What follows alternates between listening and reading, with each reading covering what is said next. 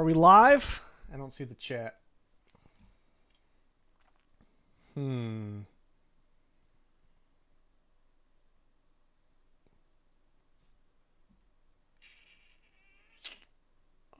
Let's see.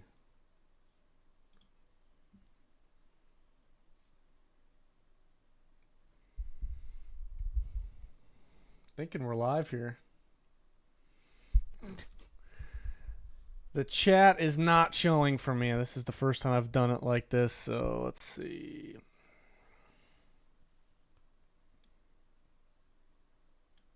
The hell is the chat?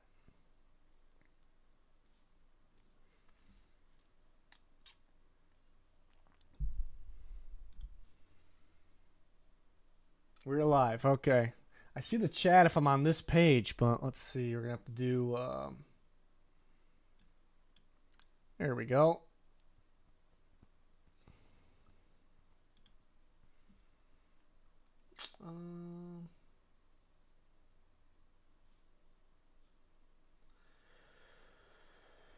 Okay.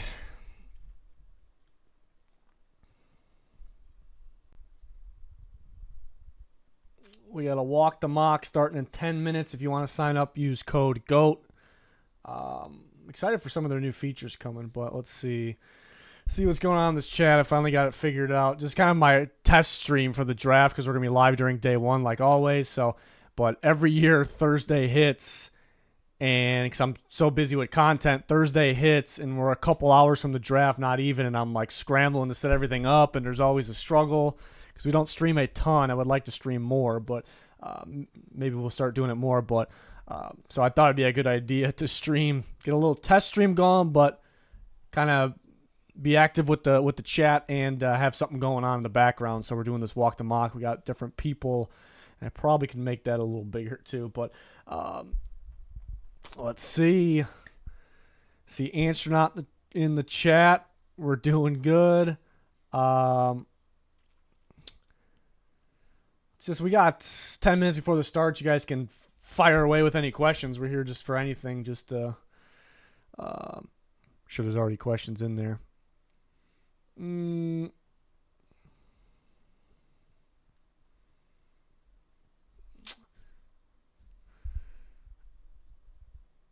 Titans winning the bowl. Well, I wish Pete was here for. I think Pete's a Titans fan. I think he would disagree with you, but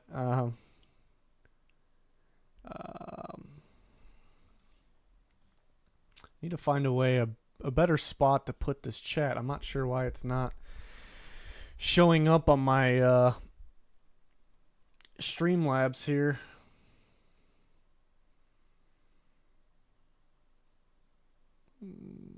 Would you rather have Xavier Worthy at pick 25 or Troy Franklin at pick 55?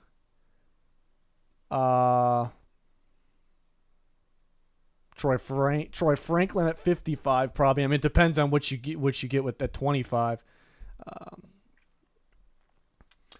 Who is the stream current bit rate is lower than recommended bit rate? Recommend that you use a stream bit rate of 68. All right, got some stream issues going on. Let's see, stream output. I can't edit that right now. All right. Let's see. It's telling me my stream bit rate is too low. So this is why we do the pre-draft stream. Get everything ready. Got to remember I can't change it right now, but let's see. All right, back to the chat.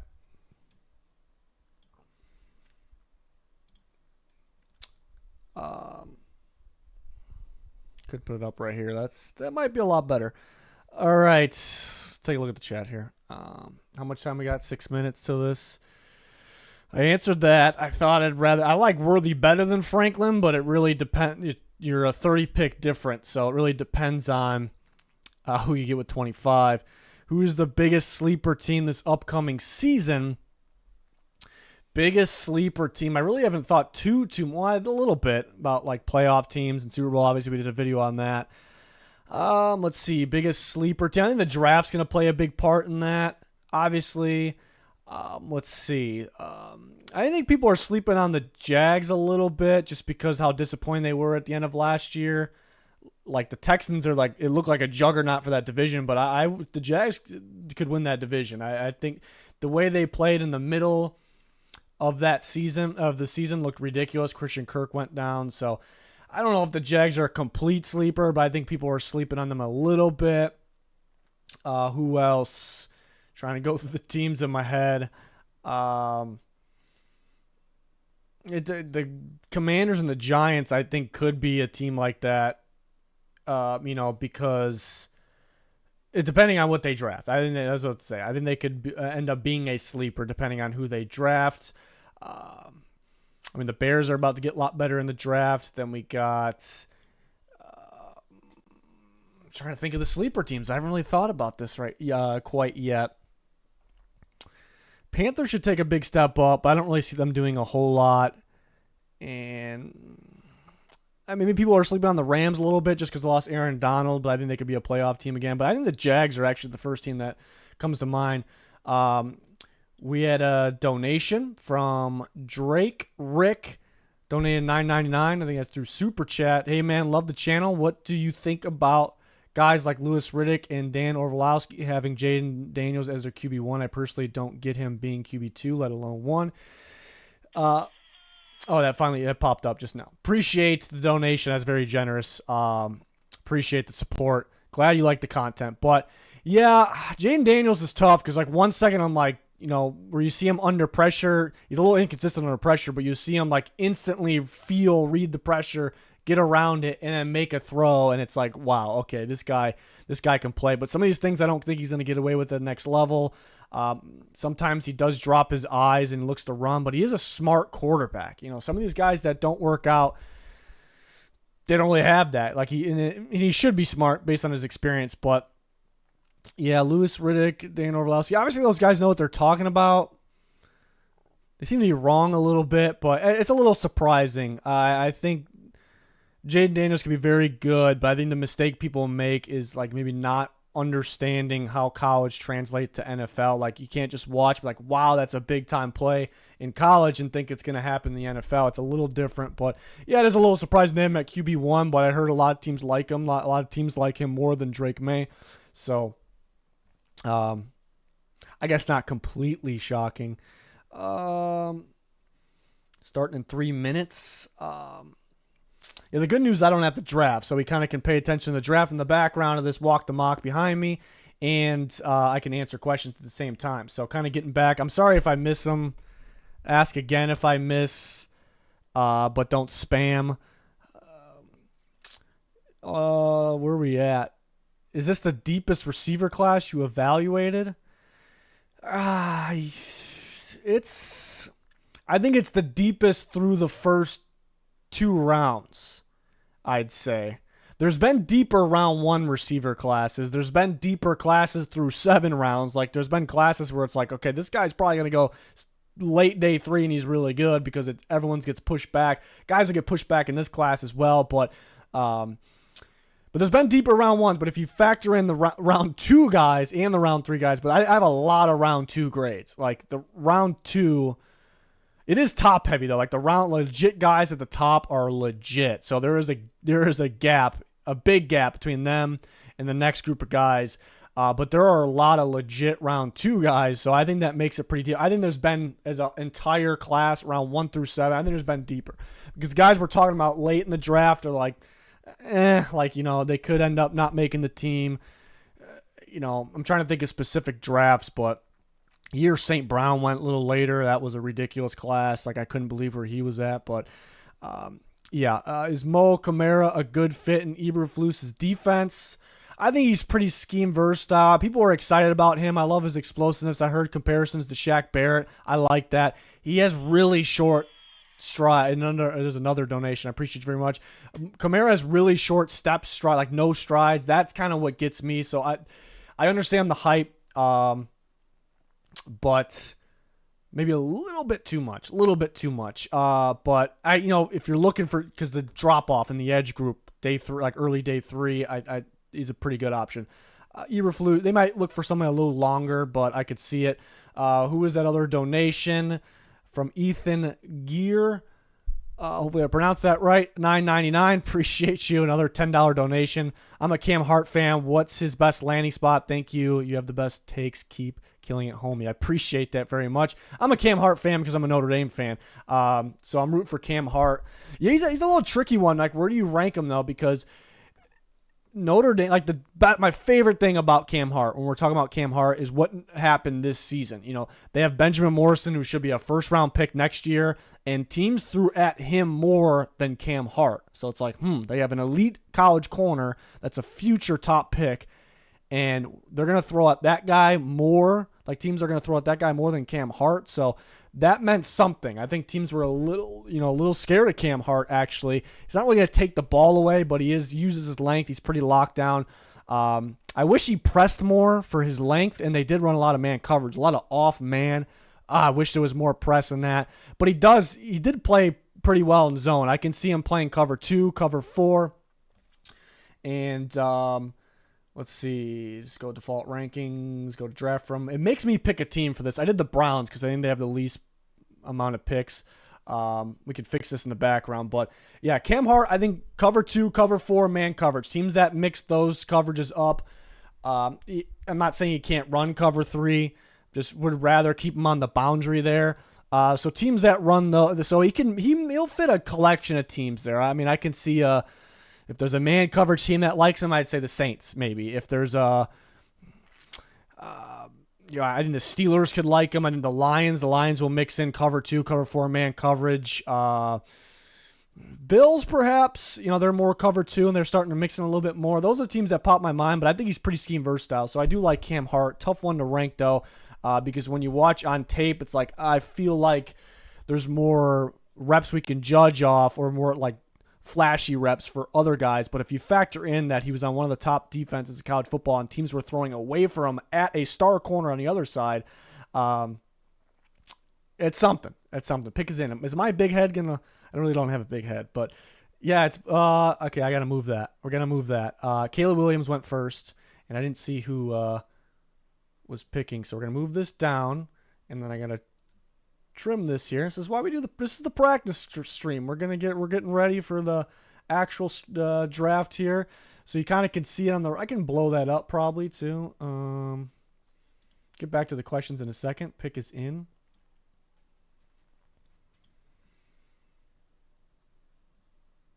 There's Drake May goes second. So that was a quick one. I'm going to move that down a little bit more. Want to fit it right in this box. That's better. I've recognized these names being in these member mocks too. Junior, and that's not our Junior, who also is a Bears fan, took Caleb Williams. That's what's going to happen. And then Amar 2X took Drake May. So I prefer Drake May over Jaden Daniels. So I like that. I like that. So good pick there. Good pick. But Jaden Daniels is pretty solid. Let's see. How do I get back to my chat? I know we're okay there. We're all right.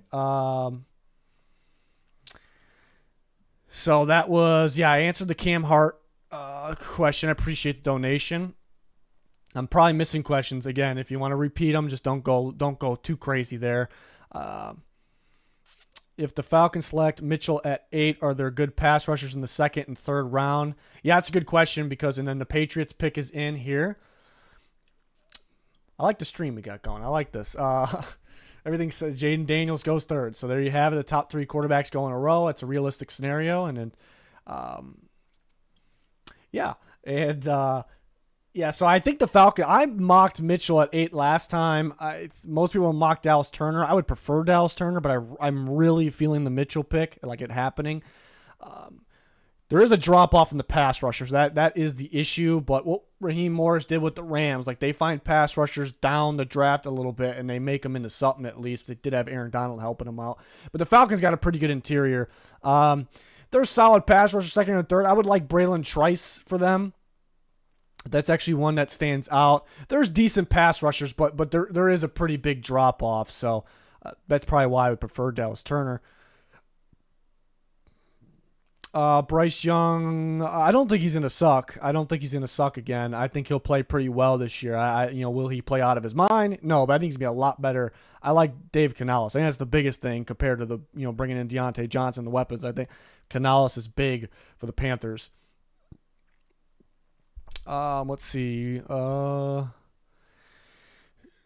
Chat's moving, so I'm probably skipping some. Was there a trade here? Yeah, the Jags are picking. They're coming up for a top receiver. What if they did that? Malik Neighbors. So replace Calvin Ridley. There's been a little rumor about that. I actually heard the other day. That's interesting. Who was that? That was Tyson 16 Will. Blake for the Patriots took Jaden Daniels. It's right over here. Tyson traded. I want to see what the details are on that. It's pretty small for you guys, but it was the 4th overall. The Cardinals go back to the 17th pick. Obviously, they get the 16th pick in the 2nd. The Rams have traded up. Okay, we're having some fun here. Are they going to take Joe Alt, or are they going to take a receiver? Taking Marvin Harrison Jr. Yeah, I don't know if that's that realistic. I guess you can't. I shouldn't say that because the Rams are all about just getting the best players. All right, so Cardinals got the 17th pick, the 16th pick in the 2nd round, 32nd pick in the 3rd round. They got a 1st next year and a 2nd next year. It seems like a haul. They actually could get a little bit more, but the Cardinals, they got a lot. But and there goes the Vikings. There's 3 trades in a row. You guys are having fun as GMs here. Pick is in. So the Cardinals get a haul, but they take themselves out of an elite receiver sweepstakes here. Maybe they're trying to trade back up, and there you go. The Vikings take J.J. McCarthy on a trade up. That is a very realistic scenario there, and you guys are having fun with this already. I like it. So that was the haul the Cardinals got. The Chargers got the 19th pick, 20th pick in the 2nd, 35th in the 3rd, next year 1st and 3rd, so a bit of a haul. This is going quick. You guys know what you want. Even in trades, I'm impressed. Rome Odunze for the Titans, so they pass on Joe Alt because they cannot pass on that elite receiver. I could see it. I think more likely they take Joe Alt. So the Chargers get a haul, but they just like the Cardinals take themselves out of the elite receiver market there. So the Vikings actually trade with the Giants, which is interesting because there's all this talk that the Vikings got to hop the Giants, and they trade with the Giants here. That was Sean drafting for the Rams. That's random drafting for the Vikings. That's a pretty good trade. Really for both sides. With the receivers coming off the board, the Giants get 2 first-round picks. They can get a receiver at one of those. But I like that the Vikings got a next year 2nd out of that as well. The Falcons pick is in. These are crazy fast. I want to get back to the questions because there's some really good questions. And then he goes Mitchell over Dallas Turner, the big debate there. I think most people think it's not a debate. You go Dallas Turner. So Gavin took Rome Odunze, and then Caden took Quinyon Mitchell Jr. is picking again. And again, that's not our junior who's a Bears fan. That's a different junior. So back to the questions. I apologized if I missed any. Let's see if I can do this. And then... No.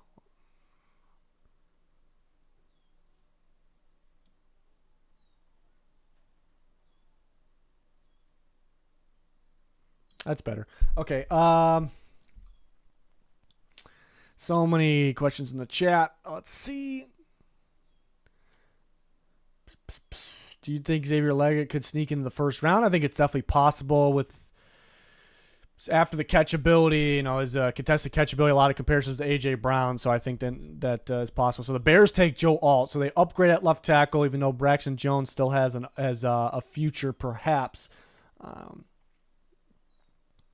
Would the Jags do well to draft Brian Thomas Jr.? It's a pretty solid pick at 17. I think that kind of makes the Gabe Davis signing, which they paid him a little bit, like it lessens it to me because they're both like just boundary, like sideline contested catch guys. Like to me, they're the same position receiver exactly. So they can make it work because they're both talented. and they obviously get better. They're better with, you know, all those guys than without. But like, I think it's a decent pick, but I'd be like a little bit of a head scratcher, not too much at the same time of being a decent pick, just because of the Gabe Davis situation. Let's see. Yeah, I heard, let's see, the Jets go Brock Bowers. Yeah, I heard Jaden Daniels wasn't too happy about the Commanders bringing all those QBs, including Jaden. Yeah, I think they brought him in at the same time to kind of see how they act with each other, interact with each other.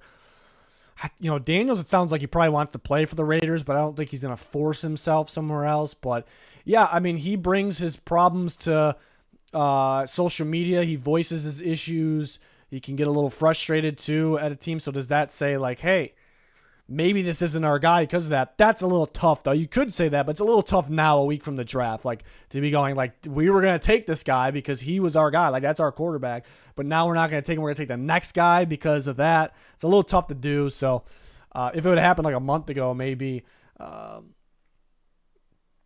Let's see. Gabe Davis is not a number one wide receiver. Yeah, I agree, but similar of a role as Brian Thomas Jr. Do you think McCarthy would go 4th or 5th overall? Right now, if there was, you know, I would think I think the Cardinals stay put. I think the Cardinals stay put and take Marvin Harrison Jr. Like, how could you not? You know, so if McCarthy was going to go that early, I think 5th would be more like it. Who are we missing with the picks? We had, Junior made a second pick with Joe Alt for the Bears, Brock Bowers for Yes, I'm Chase. And then the Lions traded up. Cameron for the Lions. Cowboys trade up. You guys are having a blast with the trades. That's why this Walk the Mock is fun, because you're trading amongst each other. There's like a chat in there where you can discuss before you're on the clock. They're adding more modes. It's really cool. We can have some fun with this, moving forward here. But so the Lions traded with the Vikings. That ended up being the Giants pick. Yeah, so they actually traded with the Giants, and it's not actually showing. Let's see. Right? Am I losing it? They traded with the picks are coming in like crazy. We can close it out. Michael Penix went to the Raiders, so a little surprising there. So did the Lions just get back what the Giants got? Let's see, 29. All right, so the Lions got 11, and the Giants got 29, 6th round, 3rd round. That's a better deal for the Lions for sure. That's a pretty far movement, move up, move back. So the Lions go up and get a stud corner. And the Cowboys traded with the Broncos. The Broncos get 24, so 12 for 24. There's a 5th round swap in there. The Broncos also get 24th pick in the 2nd. And there's one more pick in there as well. 2025 second, so pretty good. The Cowboys go up and get Alu Fashanu, who I'm not a huge fan of, you guys know, so I wouldn't love trading way up, giving up that much value to get him. But he does give you like really poor man's Tyrone Smith vibes, so a pretty good landing spot for him. Raiders take Michael Penix, and we'll kind of recap this as it gets going here. But it's a little early. I mean, you do like the arm talent, the ability to see open receivers. It's just a little early for me with the injury concern and the system difference. The Saints take Dallas Turner. Would probably be a little bit of a surprise to people on draft day. But it wouldn't shock me completely, because the Saints love pass rushers and they love lengthy and pass rushers with traits, and Dallas Turner has that. So a lot of trade action going on. And here comes the Colts pick. I could try to get back to some of the chats. Some Brian Thomas Jr. for the Colts at 15. They stay put at 15. Let's see. What do you think my Colts do? If Brock Bowers is there, I think they take him. Other than that, it's probably going to be corner or pass rusher. Wouldn't rule them out of trading back if Brock Bowers was gone. Starting to think Bowers could be there, because teams really not. Oh my God, the picks are coming in like crazy. Let's see. I got to fix something real quick.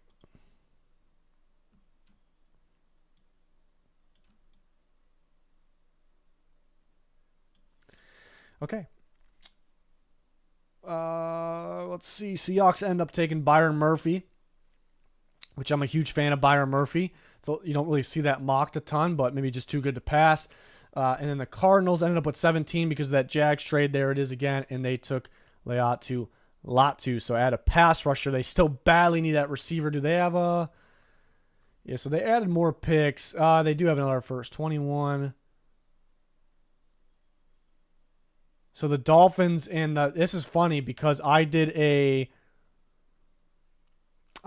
mock for our Twitter and Patreon subs, like the paid subscribers, and I had the Cardinals and the Dolphins trading, so it's pretty similar to that. That was an interesting one. The Cardinals moving up to 21. Dolphins moving back because they could use some more picks. The Bengals come up. I like that. I think that's pretty realistic, actually. The Bengals for TT, man, is that what that says? It's really small for me. Yeah, because it's a really good fit. Latham at right tackle for the Bengals. Scheme fit. Really good tackle. I know some people are sleeping on him. But they actually didn't come up. They traded up for a second. They did not. So that's a steal of a pick at 18, actually. So love that one. They traded up for... If the Bengals were going to trade up, I think that could be their guy. But I have a video coming tomorrow. I think I'm going to put it up. It was a big video. It took forever. So it's like each team's options. Who they are most likely to pick if they stay put. If they trade up, who's a player to watch? If they trade back, who's the player to watch? Who could be a surprise pick? Who could be a reach or a steal? I have that for every team in a video coming tomorrow. A ton of work went into that one. So, yeah, so you guys kind of got the little sneak peek there. But Chargers end up getting Troy Fautanu.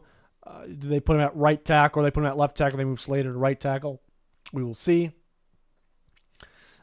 Let's see. I got the sun coming in right over here. I don't like it. We're going to have to fix that. There's like just little cracks in my window, like getting through the blinds or the homemade blinds, and it's just driving me nuts. Picks coming in like crazy. Once the first round's done, maybe we'll go back to it. We got going on in the chat. I see congratulations for 100K. I appreciate you very much.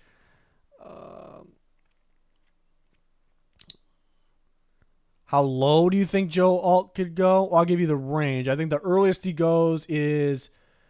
Honestly, I think the earliest he can go is 3 to the Patriots. I think what if they just stay put and take that left tackle? I'm not saying it's happening, but that's the earliest I can see it. Some people say 5. I think the sweet spot is 7. The Bears at 9, but I also can see the Bears going like, yeah, Braxton Jones was a raw prospect coming out of Southern Utah, and he got going right away. And he had a little bit of an off year last year. I do think a lot of it was Fields' fault, holding the ball a little too long. So, hey, maybe this guy still has some upside. It makes a lot of sense. So the Bears might not think they need a tackle, and I'm okay with that if that's their thinking. But if he's there at 9, maybe they take him. The very, very, very, very, very latest is 10 to the Jets, but I don't think he'll be there. Let's see.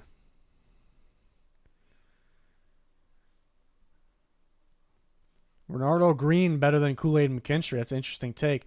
Yeah, there's a lot to like. I can scroll down a little bit here. There's a lot to like about Renardo Green. He's so good in man coverage.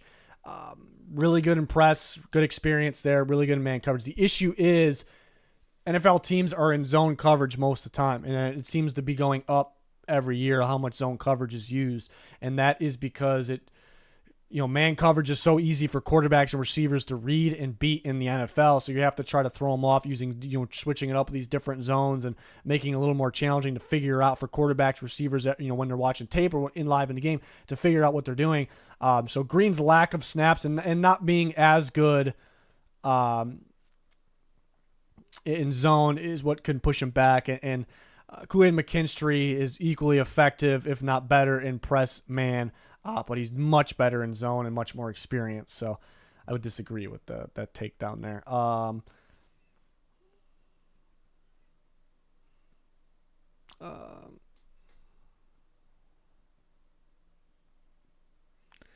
do you compare J.J. McCarthy, Nix and Penix to Levis and Hendon Hooker from last year? Yeah, that's a good question. Levis was tricky because his tape last year was pretty brutal, but he had a bad offensive line. But my issue is he showed no touch on the ball during the year, but he had it with Tennessee this year. So he was a random one. Well, you kind of go back to 2 years ago and he had those things. So I guess he was just playing hurt last year. Hooker and Penix are pretty similar. I think Penix is better. McCarthy's better than all the above as a prospect. Nick's a little bit better than Hooker, but pretty much the same. And then Nick's probably below all those guys, but a little more pro-ready because, Hooker and Penix are coming from those college systems that just really don't translate to the NFL.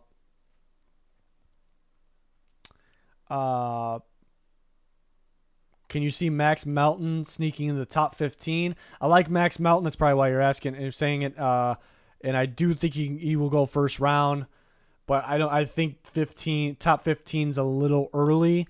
I'd say the earliest is Jags 17. They pick 17. Yeah, that would be the earliest. I think 17 of the Jags. What do you think of people that helmet scout when it comes to UNC QBs?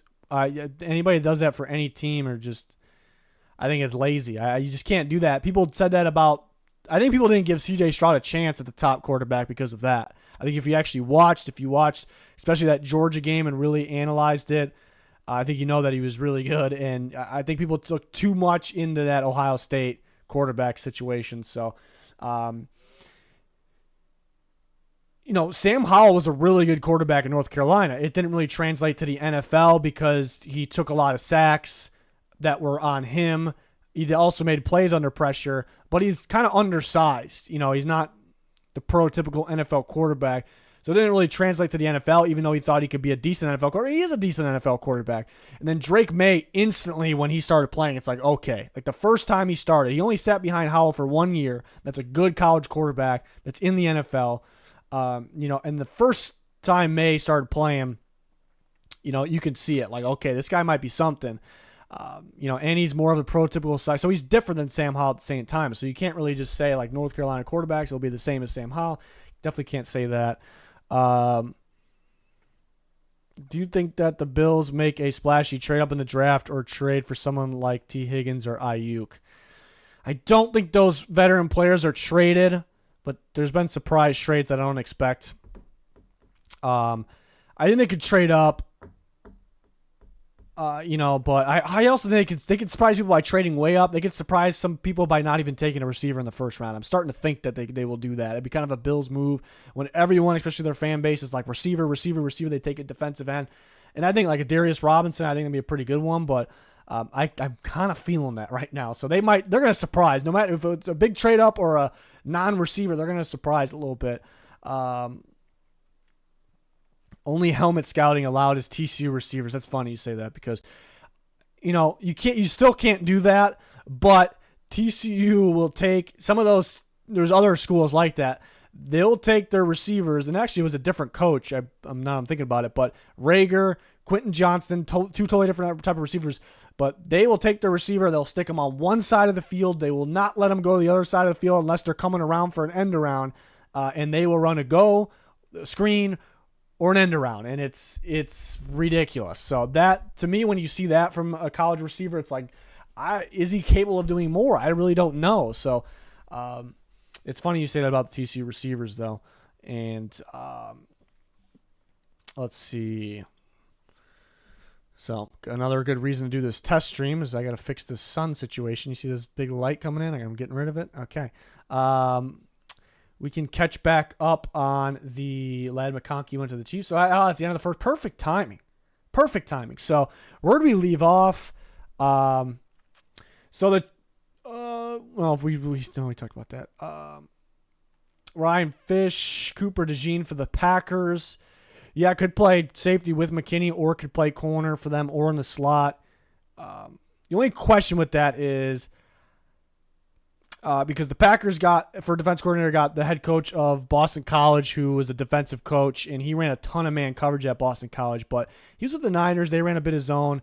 So I'm thinking the Packers run more man. If they do that, then, Cooper DeJean's mainly a zone guy, so would they stay away? But I'm sure he can play man. So that's the big question there. I'm not saying it's wrong at all. I'm just saying, like, we're going to learn. We're going to learn in the draft. And then the Cardinals, with their trade movement, end up getting Adonai Mitchell. So they got Latu, Mitchell, and they end up getting Kool-Aid McKinstry as well. So, they take themselves out of the elite receiver conversation, but they end up, again, with Latu, Mitchell, and Kool-Aid McKinstry. So a starting pass rusher, corner, and receiver.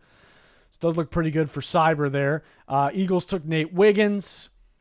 Could see that happening. So the Broncos end up trading back and taking Bo Nix. Yeah, I wouldn't love that. I don't like trading back. That's like a no-no for me. It sounds funny to say. But trading back to target a quarterback, I only take a quarterback if I think he could be a franchise quarterback, like he's special. So if you're valuing him at the 24th pick, hey, we can trade back and get him. No one else is going to take him, or we don't think he's worthy of his pick up here. You're pretty much saying he's not a sure thing to be a franchise quarterback. So I would grade that pretty poorly, even though I wouldn't mind Bo Nix around the end of the I think it's a little early, but fifth-year option. He's a quarterback. I wouldn't mind it, but in this scenario, at least they did get a bunch of picks. Steelers traded back. Excuse me.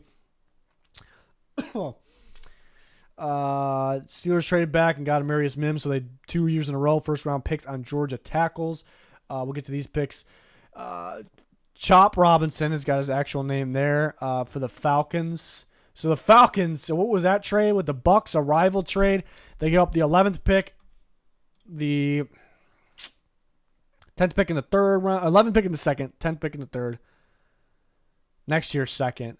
So the Falcons get Mitchell and Robinson, so they just get two legit starters. So some swift moves for Caden 24 over there.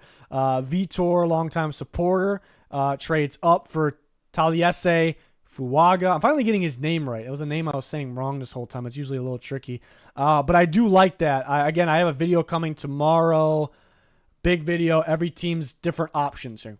Stay put, trade up, trade back, and their trade up I think would be Fuaga. I agree. It's just a outside zone right tackle that could play right guard, which he probably plays right guard for the Dolphins. It fits them pretty. It fits more than just the Dolphins and Mike McDaniel. The Niners, another team. But I like that. That actually looks. Well, he actually traded back and still got him. So that's a little. I think they would have to trade up. So that's a steal right there. Jay Cincy made a lot of moves with the Giants. He took Jared Verse, which they're pretty loaded at pass rush now. And you got Jackson Powers Johnson. Maybe you put him at guard. Michael Schmitz is at center, even though I do like Jackson Powers Johnson better. So some interesting decisions there. The Ravens go Graham Barton. I think a pretty realistic pick. I think he's going to go earlier than people think. Jerzon Newton for the Chargers. They do need interior help. Who else do they get? Trey Fatanu, so they help the trenches. And then the Chiefs go Ladd McConkey. So kind of recapping the first, I always try to pick like winners, kind of like I do with the actual draft. I mean, Drake May's my guy. That's the highest upside in the class. So I think with the Commanders taking him, I'd be very happy for them taking the right guy there. So I'd put Amar there as a big winner. The Jags, that's interesting. I mean, they don't really need a whole lot of things. I wouldn't really mind that. You do give up a lot, but I wouldn't really mind that. Rams, same thing. I mean, you get Marvin Harrison Jr. I prefer the Jags take Marvin Harrison Jr. really, but just crazy moves. I like the creativity. The Vikings, I want them to stay put and wait for McCarthy. It's a gamble, but that's kind of how I would play things. But I do like this trade, actually. You do give up, as expected, 11 and 23, but you're getting a next year's second back, which you did lose in a trade. So now I'm not going to say the Vikings are the biggest winner in the first round here with this scenario, but I will give you props for that trade. Titans pass on Joel. Let's just go. I'm trying to find so far Commanders. The Lion. I liked what Cameron did here. That's actually not the trade details. For some reason, it shows the trade details there.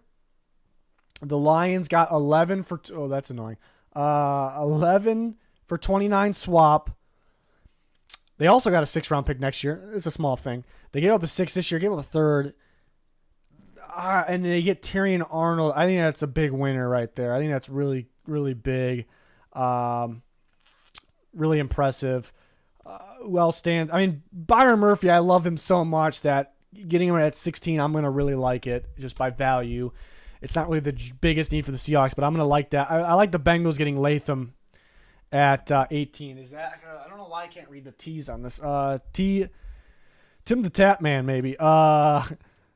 Getting late. That's another big win. I know so far, Commanders getting my top guy, but really, the Lions and the Bengals so far. Like I like what the Chargers brought in.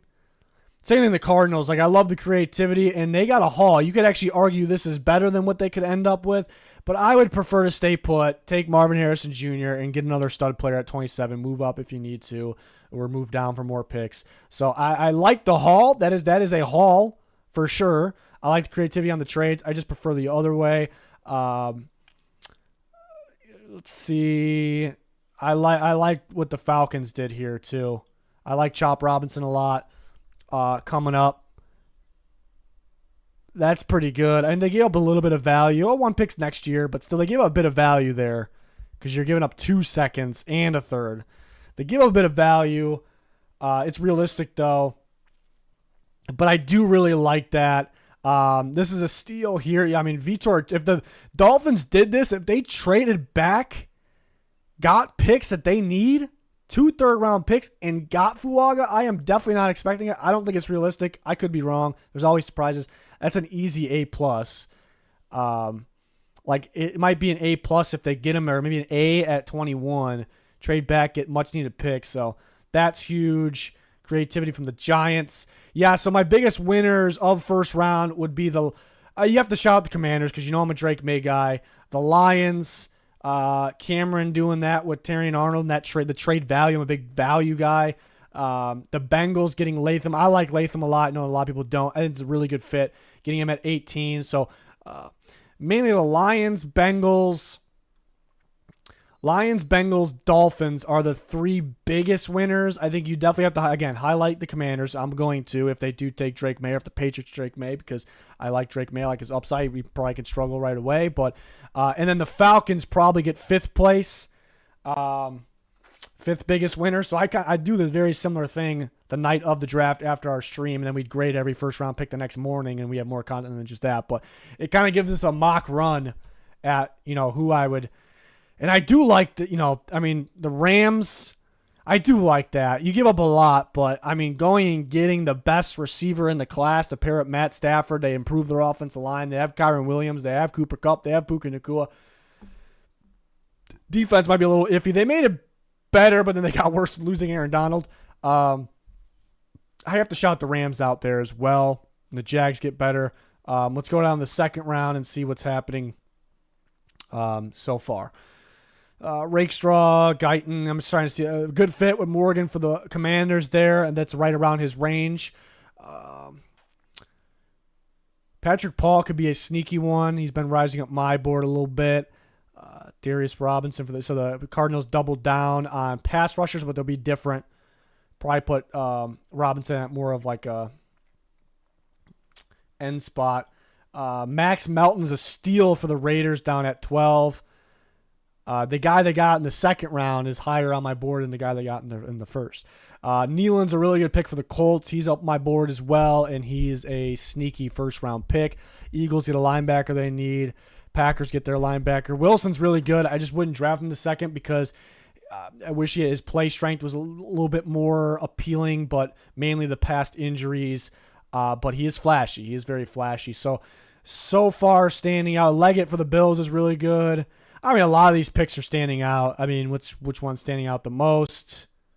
Max Melton. I'm a huge Max Melton guy. I like Nealon of the Colts. It feels like a Ballard and Gus Bradley guy there, too. I think he goes earlier in that. I'm starting to think he goes earlier in that. But so who are my biggest winners? A lot of good stuff. So I'm not just trying to say anybody that I didn't list didn't do well. But who did I say? Lions, Bengals, Dolphins, Commanders, and Falcons won the first round. So how are they doing in the second round? Commanders had Jordan Morgan. I think it's a really good pick, so they could continue on strong. They had Keon Coleman as well. I guess they don't have a big body receiver, so they could use that. Bengals add Braden Fisk. Yeah, I think could you use him and Sheldon Rankins? I'm sure. I think on passing downs though, they lost DJ Reader, so they still don't have like even though you added a D tackle, you still need a DJ Reader replacement. But that doesn't mean it's a bad pick at all. So I think Fisk is actually a little risky of a pick, a little bit. So these Florida State guys. Florida State guys to me are risky, like they're boom or bust. Keon Coleman, Braden Fisk, Jared Verse. Some people disagree. Some people think those guys are safer. I disagree with them. I think Trey Benson, like he has the formula for an elite NFL running back, but he doesn't know his own strengths and weaknesses. Like he hasn't fully put it together.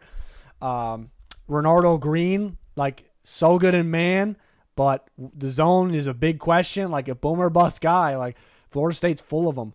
Bucks just selected. I better get Chris Braswell, which I'm lower on than most other people. I'm probably higher on Dallas Turner, but lower on him.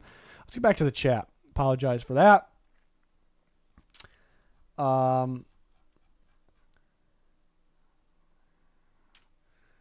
When do you think Shedeur Sanders will be drafted? Yeah, next year. I can't wait to do our. I could wait actually, because that means the draft is over. But every Sunday or Monday, right after the draft, I do the next. So 2025 Way Too Early mock draft. So we'll have Sanders in that.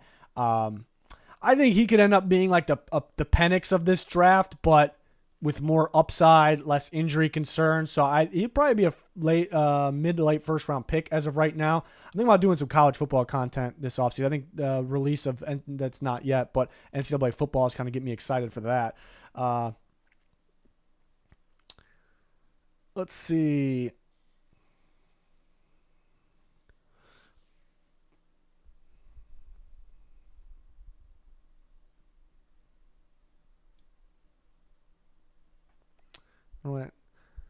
Thoughts on the Tennessee running back? I like Jalen Wright a lot. They also have was that Jabari Small is their second one, which they kind of split those guys too much for my liking. But Jalen Wright, I really like. He's a little bit tough of a projection because Tennessee spreads defenses out horizontally so much and vertically, really. So there's like, and they're remembering what happened last year when they faced Tennessee. There's no stacked boxes against Jalen Wright. No stacked boxes. So he has pretty much wide open holes, and he's good. He's a home run hitting guy against those wide open holes. So he's a little bit tough to project. But I like the combination of everything. Like he's a freak athlete with speed. He's got good size for today's style running back. And he's got a good build to him. I think he's stronger than people think. So he's my second best running back, but a little bit risky of one.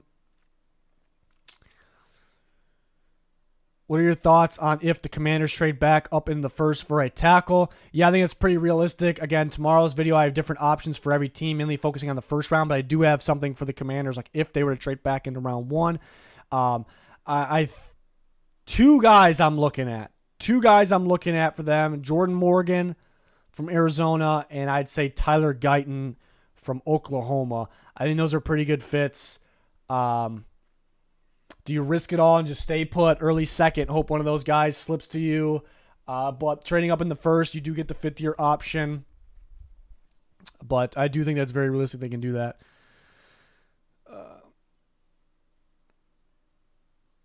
Cam Ward will be the next quarterback next draft. It is a very hot take. Very hot take. Next quarterback class is interesting. The most interesting one for next quarterback class, we're not even at this year's draft yet, but we're talking about this. The most interesting one to me is Ole Miss's quarterback, Jackson Dart. And why I say that is because I like his talent a lot. He's really grown and got better. The bowl game against Penn State, he took a huge step up against a solid Big Ten defense, got NFL talent around it. I was blown away by that performance. But he didn't look like that all year one, but the main thing is that Lane Kiffin's system does not translate. It's far from translating to the NFL. And that's why I was not high on Matt Corral. Now, I think Jackson Dart's a lot better than Matt Corral as an NFL quarterback. But I watch Corral, and it's like, none of this is going to work in the NFL. It's like in his negative show, everyone has negatives. It's like runs into contact, a little hesitant sometimes. It's like, so I was probably lower on Corral than everybody. Not everybody, most people. And I'm not really surprised he didn't really work out. I'm surprised he didn't get more of a shot, but It's just like a two-step drop and throw the slant every time. And there's some screens, some end rounds, some gadget plays. And he had arm talent, but he's a little undersized. Can't really take hits. Dart is definitely way more built for the NFL. I think he has more of an NFL arm too. I think he's a little more accurate, a little smarter. But it is so tough to evaluate, to watch that offense and see like, okay, where's that going to work in the NFL? I'd say it would work with Kingsbury, but I don't think the Commanders are going to need a quarterback by that time next year. But it's my favorite college quarterback is Jackson Dart. We'll see how that translates to the NFL. So it's a little off topic, but I did want to talk about that. Some say Tyler Guyton isn't that great. Yeah, he's a tough one as well, because Oklahoma runs a lot of RPO. It's just another one that doesn't really translate to the NFL. But he has some athleticism, which you need more of in the NFL to play tackle. So it should translate. But he has good reps. Like, he has really good reps. He's really long.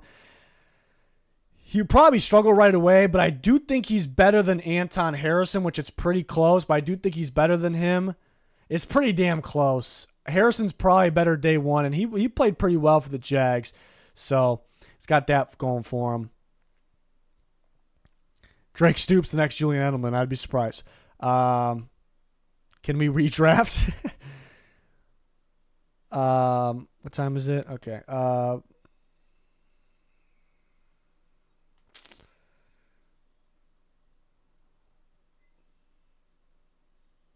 Potential dark horse pick for the Falcons. Maybe Olyman in the first round.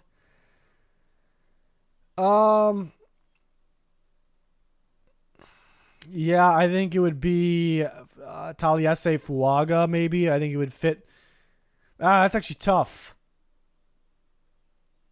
I just don't see it happening.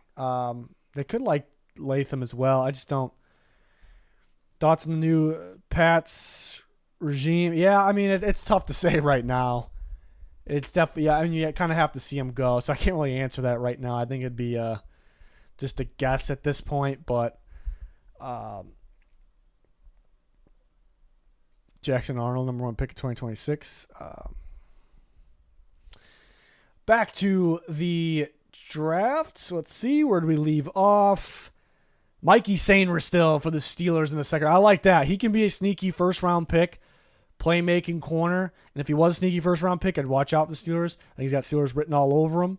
Finally getting that Mike Hilton back with a Mikey this time. But yeah, that's a good pick by Lewis. Ricky Pearsall, I like a lot. He's really growing on me. Braylon Trice, I think, is underrated. TJ Tampa I picked TJ Tampa. I was on the clock. I didn't know. I like TJ Tampa. I like him for a cover 2 defense. The Browns are a big man coverage defense. I would not take TJ Tampa if I were them, because that would mean you have to run downfield with guys. But unless they're trying to switch more to cover 2. But yeah, so ignore my pick. Even though I do like Tampa, but for the right scheme.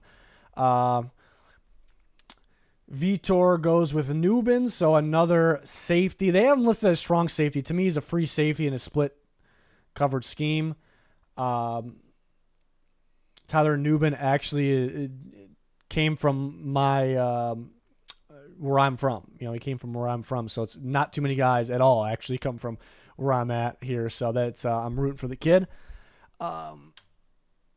Roman Wilson for the Broncos is a great pick and a great fit for Sean Payton. It's like a dominant slot receiver in Sean Payton's offense.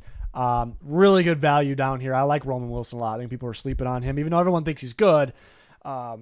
Lassiter probably would be a Rams pick at corner. Michael Hall Jr. is a really good interior pass rusher. It's a pretty solid pick for the Packers there. Let's see. Packers had a couple picks, right? Yeah, Peyton Wilson and Michael Hall Jr. Trey Benson for the Cardinals. Yeah, Benson's got a lot of upside.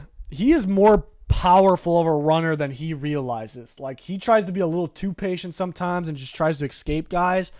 Like, hit the damn hole. Like, go. Use your power. Like, you're stronger than you think. So Benson could be insane. Like, he could be an elite NFL running back if he figures it out. He just hasn't quite figured it out, but he's already pretty good. So that's what he's kind of got going for him there.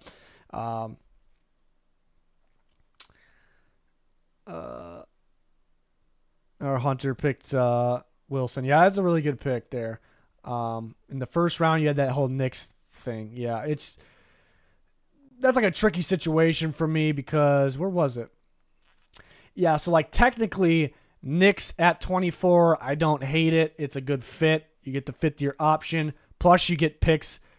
I love the idea of that, but just for me, I've always had a rule like if you're trading back to target a quarterback, it's not ideal in your own head, like as like an evaluator. So like you're just not, you're saying he's not quite good enough, but I guess you can argue like no one's gonna take a quarterback down there. Hey, I know I can go down there and get him. So overall, it's like good value so far. It's just like something that has just always been like a thing for me. I know the last time somebody traded down for a quarterback, I think was the Bills with EJ Manuel. It just doesn't really happen, but I wouldn't put it past Sean Payton. Corley's a really good fit with the Ravens. They play their small ball. They play their tough physical ball. Like it's a really good fit. Would fit with the Chiefs as well. T'Vondre Sweat for the Niners. He's a tricky one. I probably like T'Vondre Sweat more than anybody out there. Like to me, forget the off the field thing. And again, it's not good that you got arrested. It's not good that you had a DUI or DWI, wherever he's from. Well, it's Texas. Whatever is in Texas. That's obviously not good. But it's more so being an idiot. Like, it's not good to do it at any time, but to do it this close to being drafted shows, like, you're a bigger idiot than I thought. Like, that's pretty bad for T'Vondre Sweat. But if you take that away, the guy is a unique player. I know people want him to lose weight. He plays pretty quick for that 366. He moves well. They'll line him up at D tackle, not just nose. They line him up more at D tackle, actually. He rushes the passer pretty well. He's got some nifty moves to him. He stops to run. He has to be doubled. That's the big thing. Like, he has to be doubled. It's going to create for teammates. Like, if he's on the field, he is a really, really, so somebody's going to steal him. He's going to go later in this, so that's a really good pick, I think. Like, if he went in the second, everyone's going to go, oh, he just got arrested, and it is risky. And like, oh, some team scratched him off their board completely. Oh, he was supposed to go fourth round because of that. That's not a good pick. I'm going to say, screw that. We're going to take a shot. We're going to take a chance on a high upside player here. Maybe he learned his lesson. The Panthers get Isaac in the third round. That's good. It's a good fit. That's good. I think he's going to go second round. Let's see.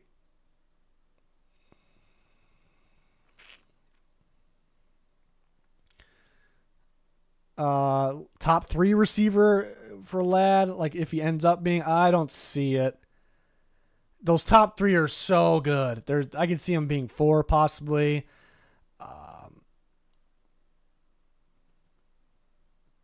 Let's see.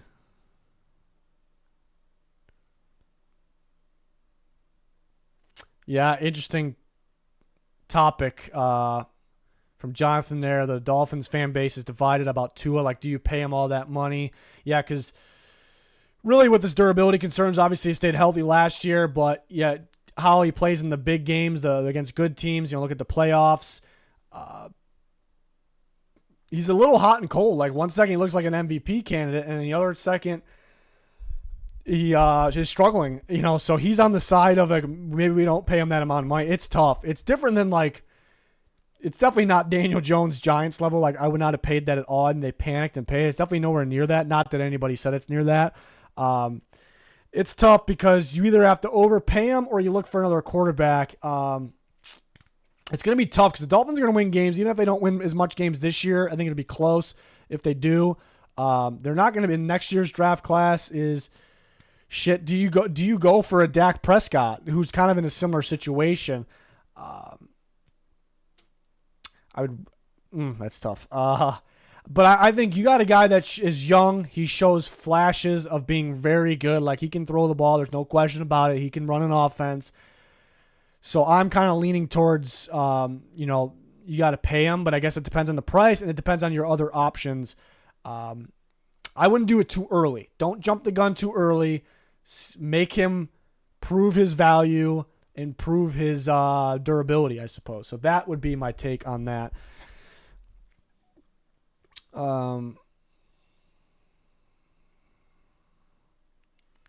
Thoughts on Eagles draft? You mean this Walk the Mock Eagles draft?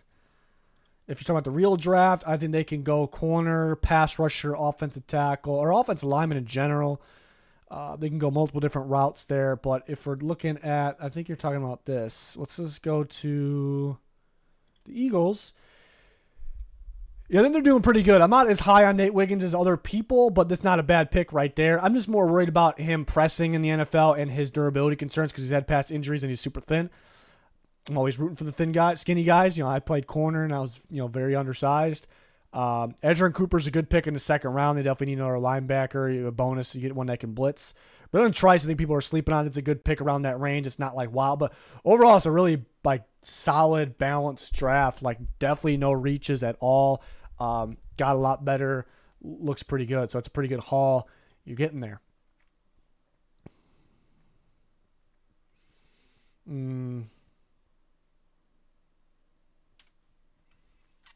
All right, so back to the second round, and we say who stands out in the second round. Washington coming away with some good players. Bills getting Leggett like that. Raiders getting Melton. That's an A++. Love the fit of Steelers getting Sainer still. Love the Roman Wilson Broncos pick for value and for fit. Like the Corley fits right around where he should go. I like T'Vondre Sweat, so I love that. I love that pick. So second round winners are the ones I just mentioned. Really, the ones that stand out the most. I like Michael Hall Jr. a lot too. He's a little risky because the sun's really getting through here. I got to fix that. But because he's a little bit of a tweener, so I do really like that one as well. Niners, Broncos. Steelers are up there. It's right around where you should go. Raiders, Niners, Broncos are kind of the teams that definitely take it away in the second, among others. On to the third round. Isaac's a really good pick. Should be a second-round pick for the Panthers. That's a bot. Pick that, though. Christian Haynes for the Packers. Ryan Fish. That's a really good pick. Really good scheme fit for LaFleur's offense. I think he should be a second-round pick. I moved him. I had interior offense lineman. I had Frazier and Haynes. Top of the second round. I flipped that, actually. I might be moving Frazier down the other spot. I'm kind of finalizing that stuff. I like Haynes a lot. Bullard, solid, could play split safety and could play in the slot. I would say he probably plays slot for the Commanders if they took him. That's one of my favorite parts about the draft. There's guys that can play different positions, and there's guys that can be used different ways. Team drafts them, and you go, okay, this is how they're going to be used. We think. It's usually pretty accurate. So I love that part about the draft. Mason Smith's a really good pick for the Patriots. Cole Bishop's a really good pick for the Niners. I like Cole Bishop. I think another one that could be a risky pick, but in the third, not so much. People are pretty split on him. You either love him or you don't like him. But I like his ability to play in the box. He's pretty instinctive down there. He can cover tight ends. He's good in zone coverage. He can read the quarterback. He's got experience at free safety. He's very athletic. There's a lot to like about him. And then Jaden Hicks, who's another strong safety that's kind of in a similar boat. He's more of the man coverage version of Bishop, but Bishop could do both. Like if I say, who would I rather have in a pure zone defense? Say Bishop. Who would I rather have in a pure man defense? I go Hicks. Would I rather have in both, like a complete balance? I go Bishop. But that's funny they went back to back. Love Jalen McMillan. Sleeper. He's not super physical. Like he's going to be limited to the slot. He was injured this year, but he's really good when he did play this year. He was incredible 2 years ago. He's really good running routes, getting separation, making explosive plays down the field. He's good on the underneath shit as well. He was actually arguably better than Rome Odunze in 2022 as a college receiver, but still, that's something. So I like that pick a lot by Vitor. Mega Deji, I got to figure out I can't get that one right. He's a guy that okay, this guy looks the part, and he's pretty good, but not a lot to go off of there. But I like the pick for the Jets overall. Junior Colson's a bot pick. Bears go Jonah Ellis. Yeah, he's an interesting one too. You love the length, you love the sack production, you love the spin move. It's nasty. Gets after the quarterback. Don't love him against the run. Sometimes he'll just insist before the play, like I'm going all out for the quarterback. I'm going to do like an inside spin or like a inside move, and he kind of sucks himself in, where he like kind of traps himself. So the highs are super high. They say like early second. The lows tell me like, man, this guy's pretty limited, even though he gets production, but like how often we're going to use him, almost says the highs say early second, the lows say like late fifth or something like that. So I kind of put him in between there, more so back end of the third probably. Leonard Taylor just went. He was supposed to be something special, so maybe it's an upside guy. I can get something out of him there. Kalen Bullock is, if there was no such thing as running game or underneath game, even the passing game, where it's basically runs like, Debo type plays or, you know what I'm talking about. If it's just like a passing game, Kalen Bullock would be a first round pick because he's that good defending the pass in the back end. But coming downhill, takes himself out of plays, misses tackles. Mainly the tackle angles is really what it is. Not as he misses tackles, but it's more so the tackle angles than the wrap ups, things like that. High boom or bust guy there. Trevin Wallace, I would like for Dan Quinn. He wouldn't play at first. Learn from Bob. I love that. Would learn from Bobby Wagner. That's a great pick by Amara. I think the Commanders are doing a really good job. It's a great fit because Trevin Wallace has the makings of an elite NFL linebacker. That doesn't mean he's going to be elite. He hasn't even flashed it, really. He just has the build, the athleticism, and he has some flashes here and there. The explosiveness, like he has like what today's NFL linebacker looks like, elite linebacker looks like. He just has to put it together. So going to Dan Quinn's defense, learning from him, but sitting behind Frankie Lavu and mainly Bobby Wagner, that is huge. That's exactly what he needs. I don't care if he doesn't play a snap in year one. That's awesome. So like that. Blake Fisher for the Falcons. Yeah, that's what I was curious. Somebody was asking in the chat about the Falcons, like if they went offensive line, and I was originally going to say like an outside zone guy because Kirk Cousins' offense was always outside zone, with Washington, with Minnesota, and then they have the Rams tree at Zach Robinson. It's always outside zone, but recent years McVay has added a lot more gap and inside zone, especially last year running with Kyron Williams, and they're blocking, and they've added guys that can block like that. So what's their angle there, like on what they're going to do? Fisher would fit the recent blocking scheme for the Rams, which the Falcons are trying to beat. Bengals go Jonathan Brooks. Jonathan Brooks is easily, by far, the best runner in this class. Clearly. He tore his ACL in November. That's what makes it a conversation. He's only 20. He's recovering. I would imagine he recovers, so I'll stay optimistic about that for sure. I'll stay optimistic about that. But that's what if he didn't tear his ACL, there'd be no conversation. It would be Brooks all day, far and away, early second round pick. So that's where I'm at with Brooks, and everybody should be. Back to the chat. Jalix Hunt in the second, or Jalix Hunt in the second. The Houston Christian. I almost said Christian Houston. A little bold. Yeah, I mean, he has a lot of upside. Definitely a lot of upside. Former safety turned pass rusher.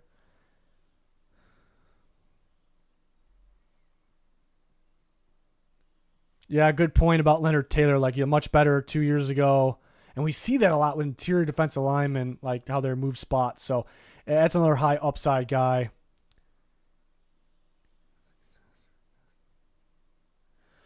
Do you think Dan Quinn will continue his success or regress like he did with the Falcons head coach, or as the Falcons head coach? I think with defense, I think he'll keep it going. Like, he'll keep it going. You can't really expect it to be as good as the Cowboys defense because they don't have Micah Parsons, Trevon Diggs, DeMarcus Lawrence. But I think they'll be pretty good. They have some talent. They'll be pretty good. As a head coach, it's hard to say. I think they're be better than people think earlier on. They're going to be really tough to game plan for. It's a whole new, now it's a man defense of his own defense. Instead of his own defense, offense, it's this Kingsbury offense. It's fast. It's quick. It's more of a college offense. But I'm sure they're going to have some pro style mix in there because they have Dan Quinn. They have Anthony Lynn, Mines in there. So they are going to be very tough to game plan for. So I think early success. So it could be like the Falcons, early success. And then if they don't continue to build and add more, don't like settle what you got, continue to build, add more, never settle, continue to add, then they can continue to be good, but they could drop off because I think their teams will figure out the game plan. Similar, Kingsbury did with the Cardinals as well. Um, what's your opinion on Will McDonald? I liked Will McDonald coming out. I knew he was a risky pick because he's a little older. Last year, and he played out of position at Iowa State. But that was the reason I liked him, because he was super productive. He was super good while playing out of position. But when he's playing in the correct position, which wasn't enough, he looked really, really good there. So I'm like, the Jets use him in the right spot. He's going to be really good. And I still think he could be. When they traded for Hassan Reddick, I was like, oh, that's kind of going to hurt his chances. But again, that could be a rental. It's just tough because Will McDonald is an upside guy because he didn't fully play in the right position in college, but an upside guy I think he got drafted at 23, 24 years old. It's a little tough, but his tape was good, and Iowa State used him to the best of his abilities, and he is versatile. So I think he could be good. I really am gonna believe. I'm gonna believe here. I might need a piss break. We might need a counter during the draft. If you remember in the past, like, the other guys don't go to the bathroom. I go to the bathroom like 10 times. So we might have to keep track of that this year. It's always been a thing for me. I don't know. It's always been a thing. Like we're driving to the White Sox game or the Bulls game. Like, I'm the one that makes a stop because I have to piss before we get to downtown. That's just what happens. So a little off topic. Some people are probably confused. Jeremiah Trotter just went. That feels like a Mike Zimmer guy. Good in coverage, good blitzer. Let's see. Andrew Phillips, question with him is, will he play outside or inside? I think he'd be good either way. Tez Walker has the build, the makings of a really good receiver. He has a Justin Jefferson type build. He's just really inconsistent, so that's kind of a boomer bust guy as well. Love Brandon Dorlus. Browns took him. Oh, that's me. I took him. I didn't even do it. It knew. I just let it run the clock run out because it makes me pick a team when I set up a draft, and I picked the Browns because they had they don't have a pick to the second round. They probably have the least picks, so I give everyone else a chance to draft. Brandon new. I love one of my favorite players in the draft, Brandon Dorlus. Love it. Gabriel Murphy. I also love Gabriel Murphy. Would the Niners take him? I guess a different defensive coordinator. Would they be the team though? Because he's he's a unique player. He's definitely undersized when it comes to length, severely undersized. There'd be a reason maybe they don't take him. Maybe they do, but I love when he plays outside the tackle. I love when he plays over the tackle. Sometimes he'll stand up and line up inside. It's like a linebacker blitz technically. It's kind of what Arden Key's how he's been used recently with the Titans and the Jags. And it's a weapon. It's a weapon on defense, and he's good. He blows up plays in the backfield. He needs to finish a little bit better, but he blows up plays. He's just severely lacking length, but I love his game. I think someone's going to steal him, and he's going to be a weapon. I don't know why. I just kind of thinking the Niners wouldn't do it, but I do like the pick. Packers take Jalen Wright, Josh Jacobs, and Jalen Wright, and A.J. Dillon. Man, oh man. I do love, just too good to pass at that point. I don't know what they would do with all those running backs, but it's a good back. It's a good value pick.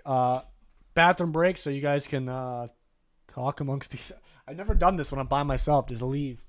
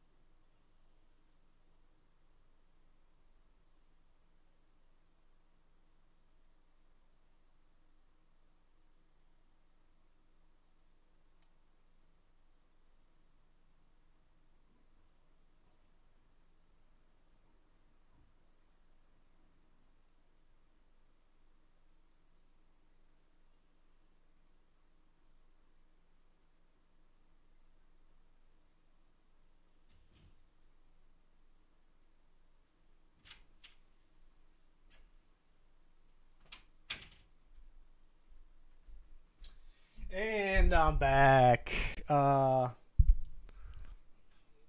We definitely need a piss break counter. Oh, man. It's good stuff. What does Pete want if Alt is gone? That's a good question. He's a big receiver guy.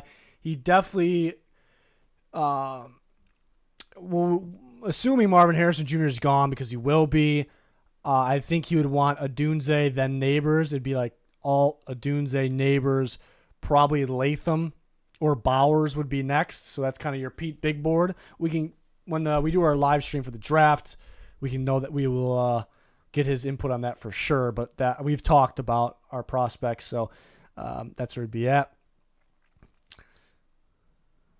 Congratulations on 100K. Been since 35K. Been here since 35. Great content. Need to collab with franchise guys someday. Really appreciate that. Yeah, you've been here a long time. Really, really appreciate the support, John. Yeah, maybe a collab with franchise guys someday. Yeah, I've seen he's been blowing up a little bit. I need to start watching the other YouTuber NFL guys. But I know he's been blowing up quite a bit, so he must be doing some good work.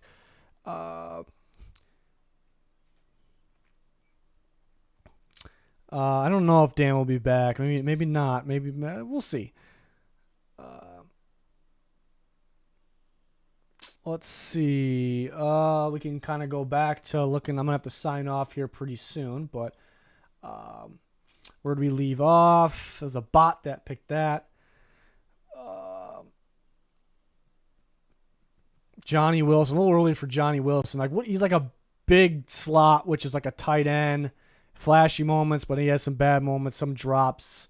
He's a guy that, like, I noticed him, like, feel or hear the footsteps, if you know what I mean, sometimes. I don't know. I've noticed it a few times. But Roger Rosengarten's a really good pick for the Chiefs. Really good pass protector, quick. Had his hands full at Michigan. But that, like, he, like, could play right away for the Chiefs. That's a really good pick. And then Vitor takes Ben Sinnott. Vitor's taking my guys in this draft, I feel like. Well, Fuaga's not really my guy, but that's a steal. McMillan's one of my guys. Is that in the third round as well? Yeah, he's killing it in the third round. Ben Sinnott. I think if somebody was... I don't think anybody's going to be Laporta, where it's like, break out your rookie year, be way better than you were in your college, and just be super good, productive, like ridiculous. I don't think anybody's going to do that. It's rare. But if you ask me, like, somebody... If someone's going to do it, who's it going to be? I think it's Ben Sinnott. I think Jared Wiley probably my next guess. But Sinnott's really good. People were sleeping on him for a bit. I think people have been catching on. I've done a collab with Broshmos. Yeah, I've done them in the past. We've done like drafts. Not this year, though.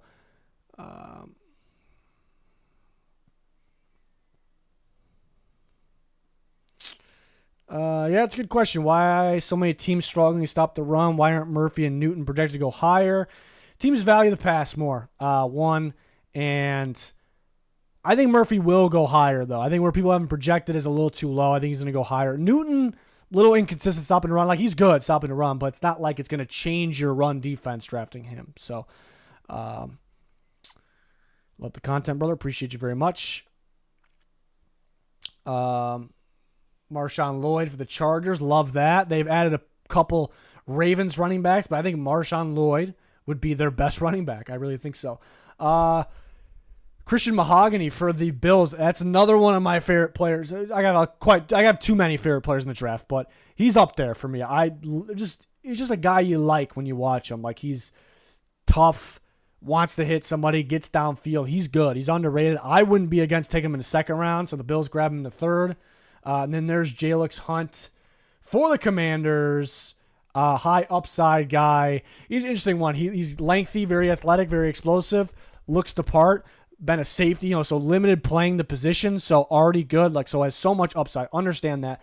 Every time we get these guys in the draft, they end up going lower than we think, and they don't end up being anything. For something like the small school, high upside, just started new at the position, they haven't really been working out. I do think he's a little bit different, but that's something I noticed they haven't really worked out. So we had winners for each round, so we'll do third round. We did first and second. Love the Haynes pick. Love Smith, Bishop, McMillan. The Dolphins probably are going to win round 3. Yeah, because I love both their picks. Love the Trevin Wallace pick. I mean, he probably wouldn't play at all right away unless somebody got hurt, but that'd be great. That's a great scenario for him. Jonathan Brooks, best running back in the class for the Bengals. That's a really good pick there. It'd be their best running back. Brandon Dorless, we'll consider that a bot pick, so forget it because it was me, but I didn't pick. But that's something I would do. Jalen Wright, wouldn't play a whole lot right away, but it's a really good value pick. I like Chris Abrams-Drain, too. For the Chargers got Abrams-Drain and Marshawn Lloyd. I love what the Chargers did. I didn't really notice that till now, what happened recently. Chris Abrams-Drain was a top receiver recruit. They switched him to corner. He looks like a natural. I like him. I wouldn't be opposed to him going late second. I think Rosengarten's a good pick for the Chiefs. We talked about the Dolphins' 2 picks. Christian Mahogany's a really good pick for the Bills. Chargers, though, Abrams-Drain and Marshawn Lloyd. I mean, you get 2 starters there for me. So I think the Dolphins, Chargers, Bills, and there's a lot. I mean, I love Murphy, too. Love Wright there. I love the Trevin Wallace pick. All those teams pretty much won. So kind of got to go through. So who did I shout out as win? I think the Falcons were doing something interesting. That's a pretty good haul for them. The Cardinals, they got a good haul, but they got a lot of really good players. I mean, these might all be starters. I wouldn't really agree with not taking elite receiver, but they might have just got 5 starters here. Ravens, 2 starters. Everyone's getting better. That's why I love the draft. Everybody gets better here. Might have a lot of starters right there for them. All 4 could be starters for the Bills. Everybody did such a good job here. Panthers, that was a bot, so fuck the bot. Bears, yeah, Ellis is a little boomer bust like, but you get potentially 3 starters there as well. The Bengals did a really solid job. Latham's one of my favorite picks of this. Brooks is up there as well. Browns was me. I didn't forget that. Not a big fashion guy. I like the fit. We trade up for him. I like Trotter for Zimmer's defense. Broncos. Yeah, I love the Roman Wilson pick. That's one of my favorite ones here. Lions took. I missed the Cedric Gray pick there in the 3rd round. That's one of my favorite players in the draft as well. Another linebacker. So how much does he play? I actually like him better than Jack Campbell as a prospect. I could end up being wrong about that, but because Campbell had moments. He had good and bad moments last year, but Derek Barnes playing more than him kind of, made it But you got 2 players I really like. I really like that trade in the first, so I think the Lions were up there for big winners. Packers, pretty good haul. I mean, Haynes could end up starting at right guard. Wright's really good running back, wouldn't play much. I love Hall a lot. DeJean would be a starter as well. Texans was a bot. Colts, it's a pretty good draft for the Colts. You get a big-time outside receiver, but is it too similar to Michael Pittman? Michael Pittman can do things on the inside of the field, obviously, a lot. But you get a really good player. Nealon, good fit, good player. Phillips probably plays outside for them. I like him a little bit better inside, but he is really solid. Jags only made 1 pick because they made that splash to be something on draft day. Chiefs, pretty good players for them, obviously. Chargers, Chargers got a pretty damn good haul here for Connor. Fatanu would start, whether it's left or right tackle, depending on where you put Slater. Been a left tackle, but Newton's a starter. They badly need interior defense line help. Love Ricky Pearsall. So there you get your receiver that you need. You get a starting corner and Chris Abrams-Drain. If he doesn't start, he's got a lot of upside. Marshawn Lloyd, even with the solid running backs you have, could be your starting running back. And the Chargers did a hell of a job here. Rams only had 2 picks, but they did get Marvin Harrison Jr., my best non-quarterback in the draft. Raiders, a little early for Penix, but Max Melton's a steal of a pick. Leonard Taylor's got some upside. Johnny Wilson, I think it's a little early for me. Max Melton was one of my favorite picks. The Dolphins, I know, did a really good job. Fuaga, there's a really good fit, really good value. Newbin, I like Newbin there, but Holland's more of a free safety. I know he could play in the box. Newbin a free safety, but I guess for your split coverage situations, McMillan, I love. Ben Sinnott, I love. Those are ridiculous picks there. So Dolphins are one of the big winners. Vikings only end up getting J.J. McCarthy. I didn't mind the trade. I'm a Vikings fan. I don't really want them to trade up for McCarthy. If they do, I hope it kind of looks like something like this. At least you get a second-round pick back. But I would like for them to take McCarthy at 11. But Patriots get Daniels, Guyton, and Smith. Those are pretty good picks. Not super sexy, but Mason Smith's got a lot of upside. But those are all pretty balanced, like solid picks. Saints, Dallas Turner, and Kingsley Suamataia. Get 2 starters for the Saints. Solid. Giants, Jared Verse, Jackson Powers Johnson, Xavier Worthy, Jatavion Sanders. Interesting approach with the trade backs. I don't know if they would take Verse because how many pass, like Azeez Ojulari is going to be a backup now because they added Burns on top of Thibodeau, and Ojulari's a damn good backup, like rotation. So do you need another guy? Powers Johnson, like if you feel good about one of your big time centers starting, including him starting at guard, then sure. Worthy, so you had some speed at receiver. I like that pick. Sanders. It's an all right pick. I'm probably lower on him than everyone else. Jets, Brock Bowers, Mega Dejay, and then Tez Walker. It's pretty solid. Pretty solid high upside guys, and Brock Bowers is a really good pick there. Eagles, yeah, we looked at this one already. It's pretty balanced, like solid picks across the board. They get better.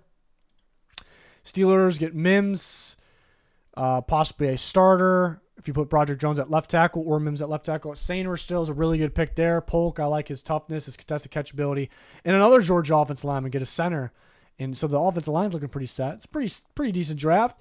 Seahawks, Murphy, and Beebe get 2 potential starters. I'm a big Murphy fan. Niners, Frazier. Is he start at center? And Sweat, I love that pick. Bishop, love that one. And Murphy, I love. Would be curious to see how the Niners use him. It's a pretty good draft overall. Buccaneers was a bot. Bot can go screw himself. Titans get Rome Odunze and Patrick Paul. So, yeah, you gamble by passing on that badly needed starting tackle, and Alt was still on the board, but you get an elite prospect receiver, sure thing receiver. Him, Calvin Ridley, DeAndre Hopkins. Like, how would that all work? But insane.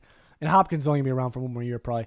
But then you kind of make up for it for the offensive line spot with Patrick Paul, who could start for you on the offensive line.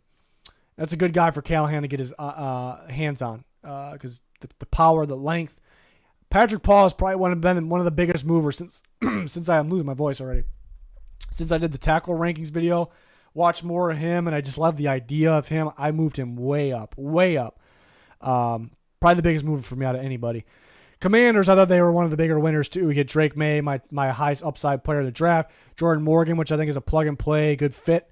Keon Coleman, big receiver for the outside. Bullard would probably play in the slot for them, perhaps. Trevor Wallace, love the fit. And then you get the upside guy in Hunt.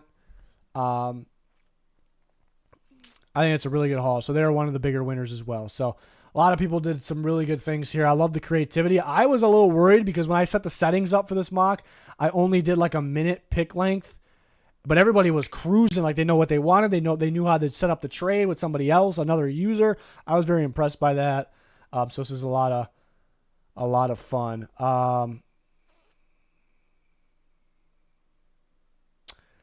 Did I already answer who would Pete want if Alt is gone? I say Dunze, then Neighbors, and Latham maybe. Assuming Marvin Harrison Jr. I think I already talked about this. Yeah, I did.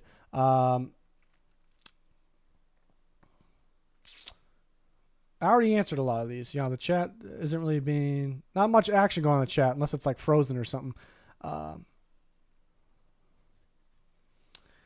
But... Yeah, I just went a little quicker than I thought. Yeah, it's about time for me to be signing off. But we're going to be live during night one, like always, last several years of the NFL draft. And it'll be kind of similar to this. We can hang out with you guys in the chat. We'll predict picks as teams are on the clock. We'll react, like surprising. We always have good reactions, like Pete getting pissed about Titans trading A.J. Brown. We've had multiple situations like that, it seems like. So it's always fun. A lot more in the chat. Do I see the Chiefs drafting Xavier Leggett? I can see it. I could see it at the end of the first round. If he's there at the end of the second, I think they definitely would pull the trigger. I'm just not really counting on it.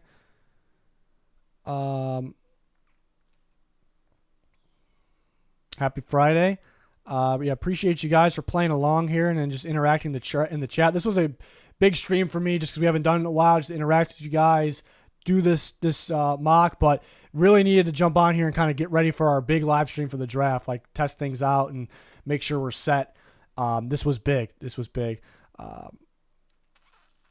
Appreciate you guys. Appreciate you, Astronaut. I'll never forget Pete. Yes, I'm Chase. I'll never forget Pete storming off at the AJ Bradley. That was classic. I felt bad for him. Still do. Do you expect many trades in the first round? Yes, but I think they're kind of getting blown up a little too much. That always happens. Like, this team's going to trade, that team's going to trade this team. It doesn't really happen like that, but there'll be some trades. If the Titans don't go tackle, where would they go? I think they would go receiver. If all three of those top receivers are off and they don't go tackle, I'd say they go Brock Bowers. So that's the next scenario. But yeah, again, live day one. And then right when our stream is done, after night one's done, I start working on my winners and losers video. I wake up the next morning. I make grades. I grade every single first round pick. I'm going to make a video with the day 2 mock like I always do. We'll make a best available players. We'll be interacting with you guys on Twitter or X, whatever you want to call it.